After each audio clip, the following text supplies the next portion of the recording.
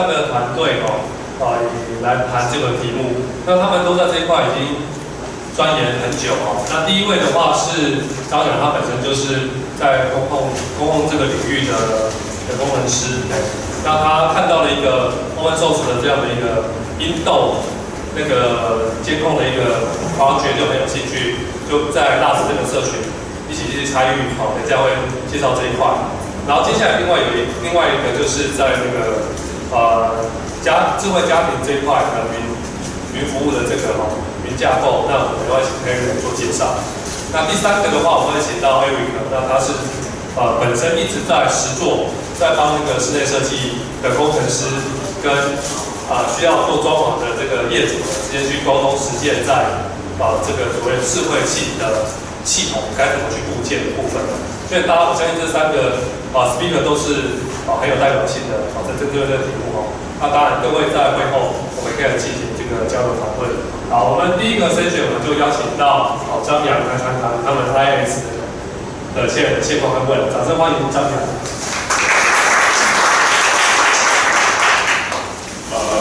各位大家好，我先自我介绍一下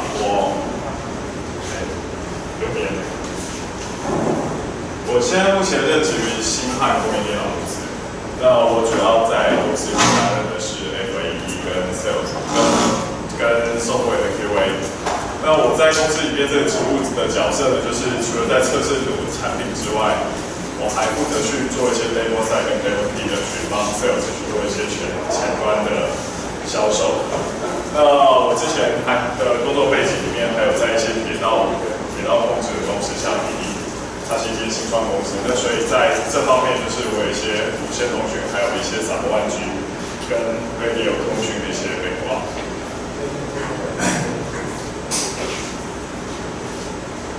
对不起，因为不能用那个 full screen， 所以现在变成用那个就是要有一下手动，然后去调整一下 size。那我今天要讲的东西呢，其实会在 IASS 这个室内控制的框架下面，然后我再会去往前跟往后去做一些延伸的介绍。往前的延伸呢，就是我会去介绍一些 AIO、DIO 的东西；往后的介绍呢，就是我会去介绍一些工业自动控制的部分。那我们人呢，其实一直是属于一种一直在进步的状态。在这个进步的状态，是我们人会去找到可以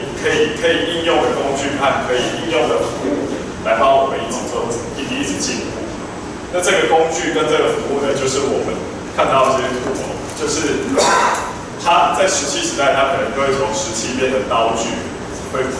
可以让你去做一些切凿或是削薄的动作，然后渐渐它也变成近代，它会变成我们熟知的一些像喷锯，还有像是一些美工刀，还有一些螺丝起子这些套筒这些东西。渐渐的，我们在做这些东西的时候，我们会发现我们会有一些很重复的工作，我们就可以把它去交给一些机械手臂，像是福特的汽车工厂里面，在最早期1次世界大战开始的时候，其实是由人去组装的。然后后来呢，其实就是大家所熟知的自动化生产线。大家知道底特律其实是一个工业城，但是它在最近这10年来，它慢慢的走向经济萧条，因为就是工业的机器手臂慢慢的进入这个时代，然后取代了原先的劳动力，所以原先的劳动力的人就渐渐失业了。那可是失业并不代表说我们人就不会进步，那我们要去寻找别的服务，或者寻找别的技能来去让这个时代继续往下走。那一直在重复原来的工作的机器人，我们也要赋予它更高的责任跟任务，就是我们赋予它像 CPU、像笔记型电脑一般的智慧。我们希望可以借由一台电脑赋予它智慧之后，它可以去做除了它原本的自动控制之外，它还可以去做其他的工作。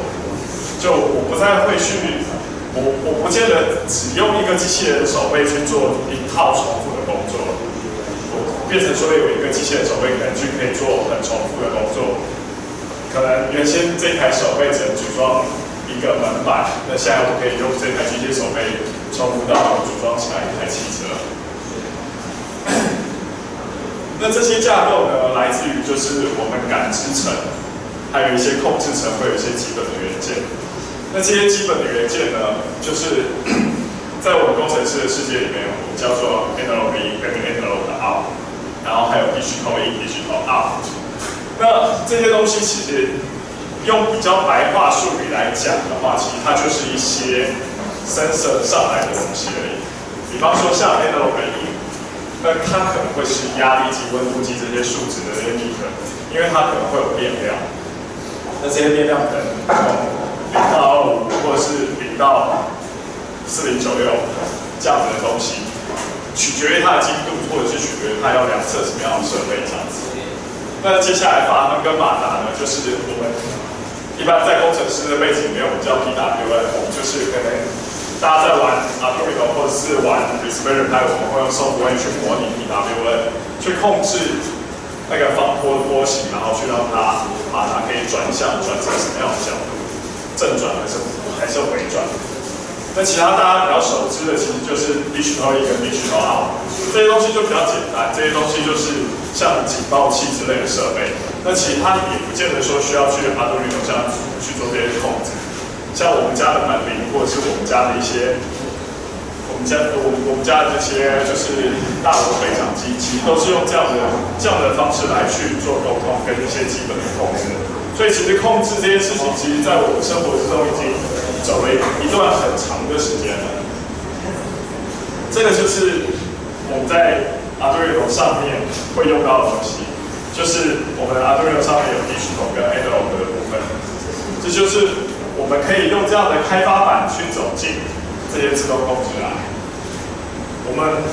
们原先可能只是按个电铃，然后接下来按个总开关，然后去把楼下门打开。现在我们可以在 Arduino 上面去写扣，可以去判断一些东西。对，我可以，比方说，我可以判断说，我现在家里面温度如果超过90度的时候，我的大门要自己被打开，因为我的人要被逃生，有的人需要逃出这里，因为他觉得温度太热，他必须要释放这些东西。那我们就可以用这样的东西去做一些控制，我们写一些逻辑在里面去做控制的事情。再接下来呢，要提到 IASS 这套系统。那这个系统呢，其实并不是我做的。那如刚就是我在自我介绍的部分所提到的，就是我是一个 software QA， 我可能写code还没有大家厉害，大家可能从 FPGA 科上来，大家可能从MATLAB 里面去写code写出来。那可是我呢，我只能把大家的东西 API 拿过来，然后解出来。那所以这个东西呢 ，IASS 的东西是在羚羊创新的一个CH大所做的一套，就是他把他自己，他是一个 IT 人员，他把他自己在 IT 的机房的程式码，他去管理机房程式码的部分分享出来。他做的东西很多，他除了做办公机房休闲区之外，他还做了他家里面跟他台中住家的部分的东西。就是那我们现在来看一下，就是它的架构。它的架构其实很简单，就是它是用 sensor， 然后用 RS-232去丢给 Arduino， 它是用这种方式去把资料丢上去。然后丢上去之后，它再用 WiFi 的模组去丢给 Raspberry Pi， 然后接下来 Raspberry Pi 上面有一套 Web Server。那或者是说，你也可以把它丢到 Cloud， 就是 ThinkSpeak 上面去。那目前这是 IASS 的起点，那它的 code 全部都丢在 LAS 的 IASS 的资料夹，它在 GitHub 上面。就是如果你有需要使用的话，你可以在上面去 download 到你所需要的东西。那这边要讲一下，就是这是在 LAS 上面的code序。那就是 LAS 下面有一个 IASS 的资料夹，然后有一些基础套件，基础套件就是这些 sensor， 有些可能有用到，有些可能没用到。就是比方说像是一氧化碳、二氧化碳、瓦斯、警报器这些东西，它会放在这边，然后就是感应器，然后接下来再把 Raspberry Pi 的部分 server 的部分去做细分。你的 Raspberry Pi 要放在家里，还是放在机房，还是要放在办公室？然后接下来就是网页部分的 server， 然后还有其他资源的感应器。然然后另外就是还有 API 去上传 ThingSpeak 的部分，不过 P 的部分要自己去 ThingSpeak 上面去申请，如果你有使用过的话。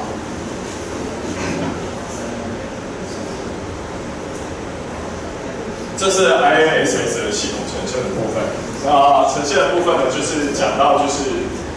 它可以去做图表化，就是可以看到它的 Office 里面的现在 P2的一个状态。那其实我们其实可以做很多东西，比方说像它在家里面还有去侦测一氧化碳跟瓦斯。那其实这是一个我觉得还蛮重要的东西，就是大家如果在做家庭自动化或者家庭控制的东西，安防其实是一个，就是我们常常一直在提到的重点，也是目前业者比较容易切入的部分。那如果打一个比方，像我最近刚新婚，然后我刚成家，我太太常常晚上洗完澡就不会关瓦斯，然后隔天早上出门，她做完早餐她也不会关瓦斯，所以我常常变成说，我回到家我才发现，瓦斯没有关，或者是说我会发现就是，如果说他瓦斯没有关好，瓦斯有些微的漏气怎么办？或者是他急急忙忙赶着出门，然后可能他还放着一锅汤煮在上面，然后去加热，然后等我起床要记得吃这样子。可是其实他这个预热的动作其实有可能会害死我，就是他这个一氧化碳浓度跟瓦斯浓度可能会很危险。对，所以其实我们能做的东西，其实除了监控这些数值之外，我们应该还可以去做一些自动控制。去控制门跟窗，或者是控制一些警报器，来提升这一套系统附加价值。那这是未来我们想要做的事情。那主要的架构的部分讲到这边，我要再提一下其他部分的东西。这是 IISS 目前的进度，就是我们Arduino去做一个 Remote I/O 的 sensor， 然后还有就是我们可以用Banana Pi，然后去偷 PLC 跟 Arduino。然后还有就是刚刚所提到的，就是我们还想再进一步去做更多的自动控制的东西，就是除了居家之外，我们想把这个手跟脚再往外去伸展，去展到别的地方。我们来看一下，就是 IASS 的扩展的应用。我们刚刚的那套系统叫 CPS， 它其实是一种洋葱式传达的东西。它可以扩展成什么样的应用呢？它可以去控温度、湿度、二氧化碳。那我就可以去控制我家里面的香菇园。我在南投那边家里面是种香菇的，然后我也可以去控制我的水闸、我的水道库。我也可以去控制这套系统里面所提到的，就是 IT 机房的部分。一样都是室内，然后一样都是可以去监控这些东西的数值，然后看到数值之后，我们去做改变。刚刚讲到 CPS 的架构，其实就是这三层，就是你底下呢是 sensor 的部分，你的感知，然后感知元件，然后接下来有一个东西去收集之后再往上传，然后中间层的角色呢就是一个 gateway， 然后再往上就是像是 cloud 或者是这一层就做网页层，然后让别人可以直接连进来去看，对。那 CPS 这个专业术语必须要解说一下，就是它是感知丢上去就是传输丢到资料中心，丢到 gateway 就是做收集。那收集之后，我们可以再回来去做控制之后再感测。然后这一整套循环系统呢，其实就是在工业控制里面走10几20年的东西。它最早之前其实是用继电器控制的，后来才是用 PLC 可程式逻辑控制起来做这件事情。我们来看一下，就是这是 PLC 的架构。PLC 其实跟 Arduino 在做的事情其实是一模一样的。可能有些人是从 IT 背景出来，有些人是从自动控制科系，或者是从一些电机系里面背景出来的。那他可能就会比较熟知 PLC 这边的编辑要怎么样去做。那它其实就是跟我前面讲一样，它是 AI、AO、DI、EO 的东西。那他把这些东西资料收集上去之后，它的 gateway 其实是一个 SCADA， 它就是一个资料收集器。它会去把所有的东西 PLC 上面收集的资料，它去 polling 回来，把它显示出来。它会有一个图表化的界面，然后最后它才会去送给 cloud 上面去。它为什么要用3层式的架构呢？其实就是他很怕他的其中一套设备出了什么问题，所以他必须要去分层。那有一些网络上有一些很热情的一些在工业应用里面的人呢，他们去把他们在工业应用的东西 porting 到 Arduino 上面来。像你现在看到这个东西叫拉的带棍，就是电机系跟自动控制系会用到他们编辑 PLC 上的程式语法，其实跟你在写的 if then else 其实是很接近的。它其实也是一种 if then else， 只是它上面是用开跟关在做这件事情。开跟关跟电路的回路来做这件事情。那这个呢，其实是一个国内的社群，它叫 ISPLC， 在 Facebook 上面大家可以找到。那它其实就是用 Arduino 用 software 去模拟这件事情。那它就是它把它的 code 模拟成30的 FX PLC， 然后也就是说30你原先写好可以放到30里面的 code， 你可以去输入到 ISPLC 这个 Arduino 里面去。那它跟 Arduino 其实没什么不一样，但是它这个作者呢没有意愿把它 open source 化，所以变成说，虽然硬体是一样，但是你必须要去跟他买那个 Atmel 的一个 IC。对，他在网络上，他在露天拍卖上面有卖，大概价钱好像是500块还是700块，我忘记了。对，可能要看一下。那在这边呢，要讲到就是 Arduino 跟 Raspberry Pi 可以带来的开发版革命。大家就是这几年，就是这5年来吧，可能就是被这些东西就是吸引到，然后所以会加入像 MakerPro 的这样的社群。那就是因为这些开发版有些魅力在，这些魅力可以带来我们生活的一些方便，而且可以带来我们前所未有一些 DIY 的体验。比方说，我们可能要装一些行车电脑在汽车或者是在摩托车上面。可是过去这些东西，我可能安装，我可能要被厂商扒一层皮。比方说，我去 Toyota， 我要去更新我的 GPS 图纸，他就要跟我收2000块。那可是我如果自己 DIY 这些东西呢，我能不能做到？我其实是可以的。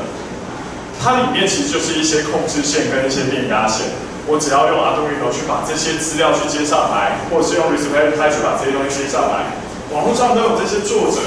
他把这些资料放上来，然后让你可以去看到这些东西，可以知道你怎么样去 DIY， 这就是一个很大的突破，突破了这些厂商原有的技术门槛，让你可以走进来。那可是呢，这些厂商他所带给你的条件是稳定。那我们自己 DIY 的东西，有可能没有办法走到稳定这件事情。那稳定的一个条件其实是通讯，当然设备的稳定也是其中之一，这我们后面再讲。对，那这边呢就要讲通讯的部分。如果说我今天在工厂，我要做自动控制，我走的网路可以让我做选择，可以一个东西是用有线去传300米，一个东西是用 WiFi、AP 跟 Client 去传300米。虽然价钱上面我看到价钱我很心动，我两个东西加起来可能只有1200而已，但是我去拉300米的线，我可能要将近6000块的，我可能要将近6000块的台币。可是，在工厂，它只要能拉线，它就不会选择无线这种手续。工厂它一定会选择最稳定的做法。跟大家在平常所想到的说，我可能是需要便宜才能去切入市场的思维其实是不一样，它需要的是稳定。对，这边就是跟我上个星期在MakerPro 他们就是课程里面讲的东西有点不一样，就是我再带一下，就是我现在新汉子在做的一些东西。可是我不是来卖东西的，我只是就是借我的 PM 朋友，因为他看完我的简报之后，他觉得我还需要再补充一些东西。刚刚讲到的就是过去的控制器是这些 PLC 的控制器。那我们现在能够做的东西是，我们可以开发一些软体，去给这些 PC 有一些附加价值，用 PC 直接模拟成 PLC 去控制底下这些设备，底下这些机械手背跟感测器。那上面这一层呢，就是大家可能比较陌生、从来没看过的通讯层的什么东西。像 OPC UA， 然后还有像是 EtherCAT 都是在做 motion control 的一些 protocol。那这些 protocol 其实也没有什么特殊，都是走在 Ethernet 上面的。那它比较特殊的东西，就是它可能就是经过 binary 的加密，然后或者是经过很复杂的运算，确定它东西收到的是调包或是零碎的资料。然后接下来最上面就是刚刚在讲到 CPX 的最后的控制端。那其实，在大部分的情况之下，底下其实就已经把一些基本的控制做掉了。真正人看到的要被控制的东西，其实通常是很critical，就是可能厂房、机房要炸掉这种情况。那比方说像水温过高，其实在底下这些控制设备，其实他们就已经做掉这件事情。这个就是我们在做 motion control 的时候，其实会做到的事情，就是其实大家可以看到。我们要控制3个轴向，就会变成说我们3个轴向必须要有3颗马达来做这件事情。对，那其实大家也知道，如果有在玩开发的 Arduino， 其实就你可以用 Arduino 来控制这样的东西，可以去控制它的 PWM 去模拟这个3轴向。所以为什么有些厂商他自己去，有些 maker 自己去做3D 列印机就是这样子，就是他在网络上找到这些程式码，然后来自己做这些事情。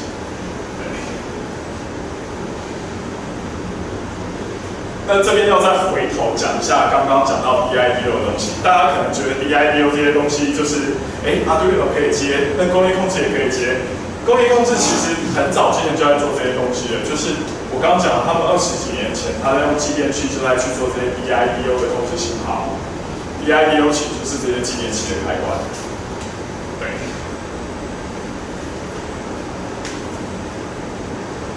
然后接下来还有一些像 AI， 我们可能会有一些就是马达会去量测它的距离，然后还有一些 AO 可以去输出什么样的东西，对。那这样的一个系统架构，其实一直以来都存在工业自动控制。那我们在做的这些 IASS， 我们读 AI 读 AO， 然后输出 DIDO， 我们在做的这些控制，其实跟工业控制里面做的事情其实是一模一样的。那一模一样，那我就要来讲一下，就是它的核心是什么了。就是我们其实底下的，这个东西呢，其实是一套微博人开发的软体，它是 software 的 PLC， 它可以装在你的 Windows 里面，让你的 Windows 模拟成 PLC。那也就是大家在玩 Linux 的时候，所在玩的即时系统，它只是把你的 Windows 变成了一套即时系统而已。那他在做的事情呢，就是他会有一个 runtime 的 engine 放在 kernel 的 space 这里，然后 Ethernet 这个 protocol 控制其实是很 real time 的，也就是说它其实没有到 user application， 它在 hardware 这边的 home 跟 kernel 这边，它其实就已经把要处理的 motion 的动作做掉了。所以大家其实可以知道，在做自动控制的时候，其实运算这件事情其实是非常非常迅速而且快速的，因为它可能比方说，我之前在网上看到影片去做查理王的饮料罐，它可能一天生产60几万，那这个速度是多快？大家就可以去除以一天就是几分钟这样子。它可能1分钟，它要生产大概差不多600瓶到300瓶到600瓶左右的瓶数。那其实这个东西，它就是这套微博人开发软体，它所去赋予这些设备的生命，它这套软体可以去改变你 Windows， 让你的 Windows 变成一套 PLC， 走进工厂里面。那我们现在在用 notebook， 或者是说我们家里在打电动 LOL 的 PC， 其实都可以装了这套软体放到工厂里面去。其实跟我们在做销售的工业电脑没什么两样，只是我们做了一个很厚的机壳，然后去做了3个边，然后可以让它耐比较高的温度，但事实上它的结果，它的功用其实是一模一样。走到这里，我必须要再讲一下，就是从刚刚到这里，其实你可以知道，就是开发板是一个多可怕的东西。开发板带来一个是一个低价大量，而且可以快速复健的东西，而且门槛极低。那德国人他有点疯狂。他把这套软体呢也 porting 到 Raspberry Pi 上面去了，就是你可以去把你这整套核心塞在这个可能只有35块美金的开发板上面，然后你就可以用这个开发板去控制 PLC， 你可以把它当成 SCADA 来做，然后它的效果可能是跟工业控制是一样的，因为它在哈位层就把这些东西做掉了。这个就是我在公司里面在玩的，就是我把 Raspberry Pi 里面去把它装 Code Sys， 然后让它去控制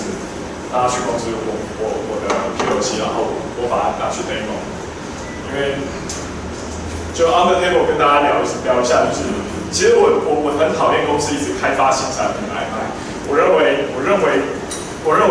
东西能用就好了，而且我认为开一个新的产品开的更多规格。但是却还没有一个35块钱的 Raspberry Pi 可以做到的事情，就我常常觉得我觉得这是一个很浪费钱而且很浪费资源的事情，所以我加入这个社群，我在这个社群里面想跟大家分享，其实是你的软体能带来这个世界变革，然后这样的议题可以去加速这个世界变革，改变这一切，可以让这些东西发生，而且变得更美好。那这边要来讲一下，就是当你走向工业控制的时候，你需要的是稳定跟保险。就是刚刚讲到，其实工业控制就是在做机电器。那这个是日立的除湿机，很多年前2005、2007年的时候，除湿机烧掉。那它起火的原因是机电器，而且它烧的地点呢，其实不是一般住家，是烧在工厂里面。然后我记得日立那时候因为这件事情而赔了非常大笔钱。对，那所以。当你要走向工业控制的时候，你必须要去回忆起这件事情，就是你的产品、你的硬体要稳定。虽然机电器是很简单的东西，只是 I/O 而已，但是你必须要去好好去做一些复杂的功能性验证。比方说过电压测试，或者是机电器坏掉的时候，它还会有什么 redundancy 的备援系统来做工作。对，有的时候不是把方局做好做出来就可以达到目标，我们还要去思考，就是后面我们要怎么样预防设备坏掉、当掉的时候的工作。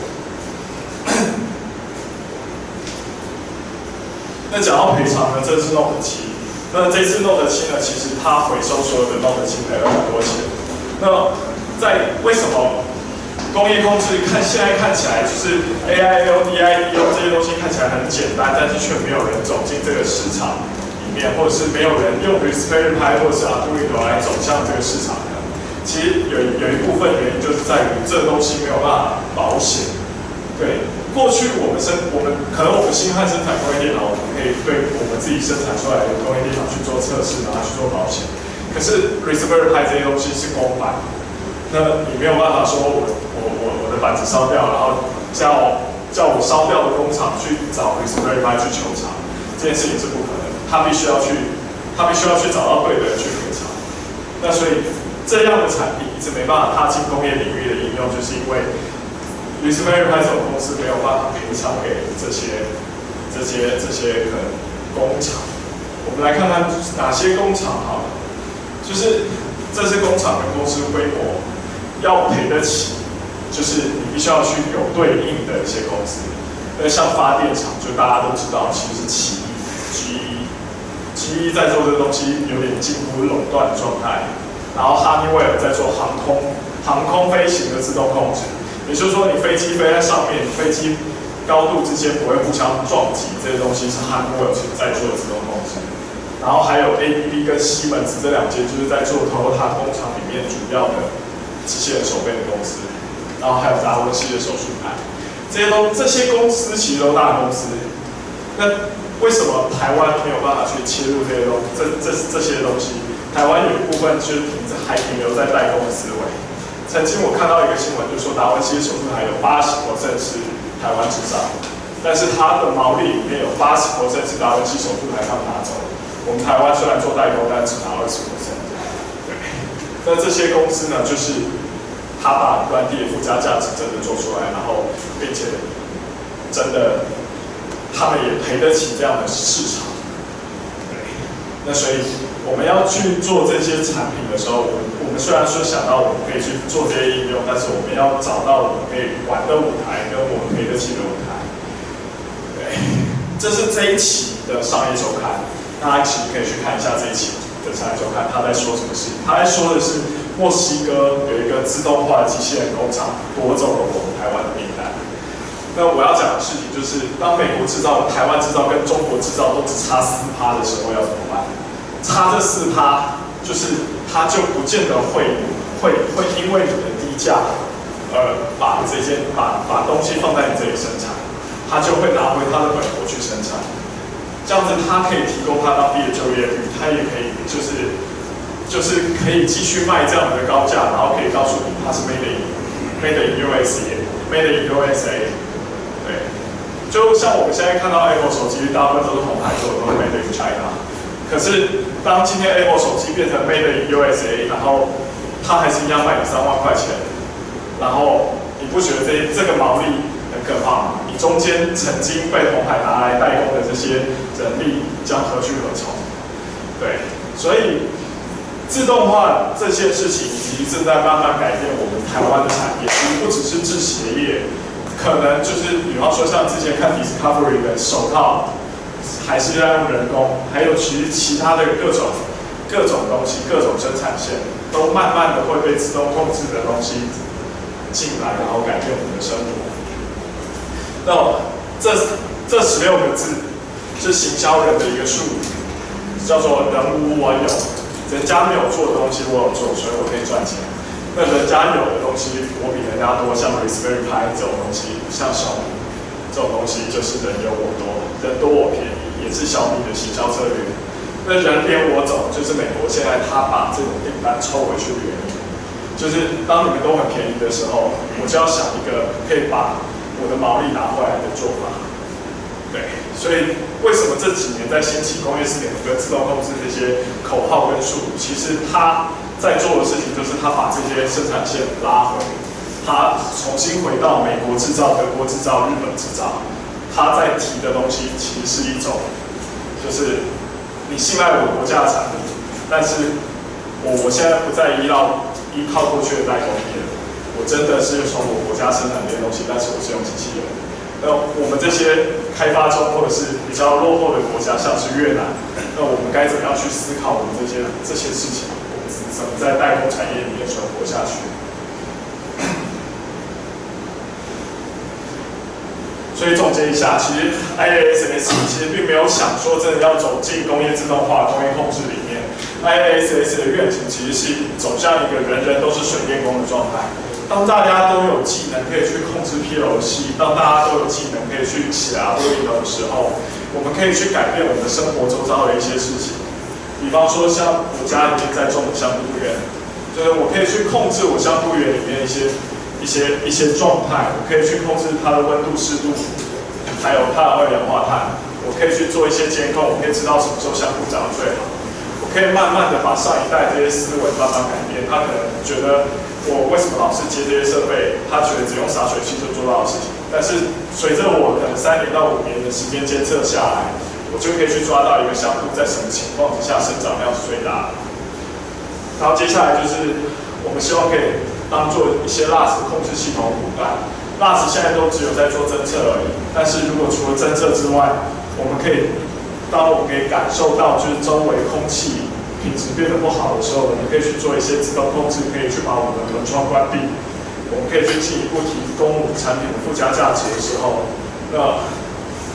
我们可以带来我们更多的一些家庭的安全，或者是人生的身体健康的部分。然后另外就是我们希望可以让它变成一个教育系统的一个教材，从教育开始，让每个人都学会这些东西。这样子才能走到一个就是大家都是一个水电工的状态，就是当我今天想要 DIY 什么东西，我上网就可以找到教科书，我上网就可以找到SOP来解决我的问题，而不再依赖过去可能被厂商剥削的状态。那我的演讲到此结束，谢谢大家。